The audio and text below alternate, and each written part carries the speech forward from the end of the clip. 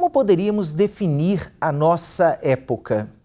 Recentemente, eu perguntei a uma turma da faculdade, que eu leciono, se chegasse, por exemplo, uma situação hipotética, um ser de outro planeta aqui, o que nós falaríamos para ele se ele perguntasse assim, defina a sua humanidade?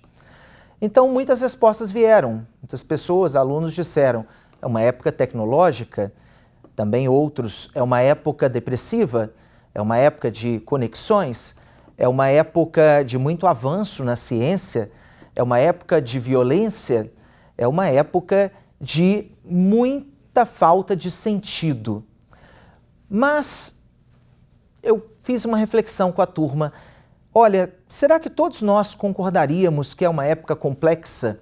Sim, todos concordam. É uma época difícil de ser entendida.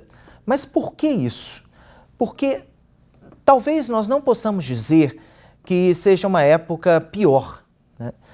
Porque se, por exemplo, perguntássemos a um sobrevivente de Auschwitz, maior campo da concentração da história, durante o nazismo, onde morreram 1 milhão de judeus, ele diria, olha, a época pior foi a época que eu acabei de viver. E agora eu vou viver uma época melhor que eu sobrevivi, com traumas. Então a humanidade vivenciou momentos de muito sangue, de muito ódio e de muita violência. Nós não temos uma história muito bela, mas hoje nós avançamos em muitos aspectos, mas retrocedemos em outros. Qual é o grande desafio da nossa época? Parece que muitas pessoas não estão vendo mais sentido no nosso mundo.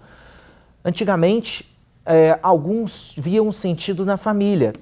Então, parece que aquilo que nós tínhamos mais próximo, que era um objetivo de vida, o objetivo das relações, de manter uma certa tradição, era tudo bem. Então, a vida continuava assim.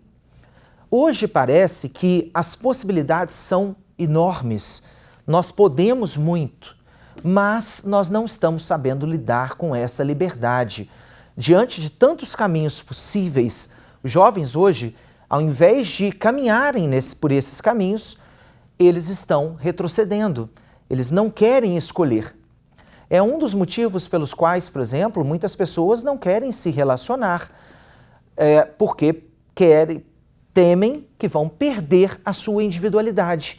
Mas, quando nós não arriscamos, e de fato, o relacionamento afetivo, amoroso, de fato, é um risco. Nós não sabemos aonde vai dar. Mas também, quando nós não arriscamos, nós não caminhamos. E aí, é muito pior caminhar, cair e continuar do que não caminhar, estar estagnado. Quando nós percebemos depois que não andamos, aí a dor é maior. Então hoje nós vivemos um mundo que aparentemente não há muito sentido. Por que fazer as coisas? Por que viver? Também antes as religiões davam esse sentido muito mais forte. Hoje muitos veem, mas muitos não veem sentido nas religiões, infelizmente, porque pode ser sim uma fonte de sentido, tirando o foco da vida das questões apenas materiais, apenas imediatas, e colocando foco no infinito, em algo além, na transcendência, no outro, nas alteridades, no cuidado com o planeta, por exemplo, no cuidado com o outro. Isso é algo que tira a humanidade do seu narcisismo, do seu individualismo. Mas parece que nós estamos cada vez mais nos preocupando apenas com nós mesmos. Projeções, imagens, ideias nossas, não estamos mais escutando o outro, estamos logo achando que o outro, o que ele vai dizer, nós já sabemos. O outro quase não está existindo para nós, apenas nas nossas preconcepções. Então, quando chegamos a esse ponto, um tamanho narcisismo e egoísmo, nós estamos realmente num momento em que a humanidade está doentia. Mas podemos sair disso. Vamos pensar um pouco mais, refletir sobre nós mesmos, sobre o nosso redor, ter mais essa atitude de empatia que começa pela escuta e pensar não só no imediato, mas no além, no infinito, no cuidado.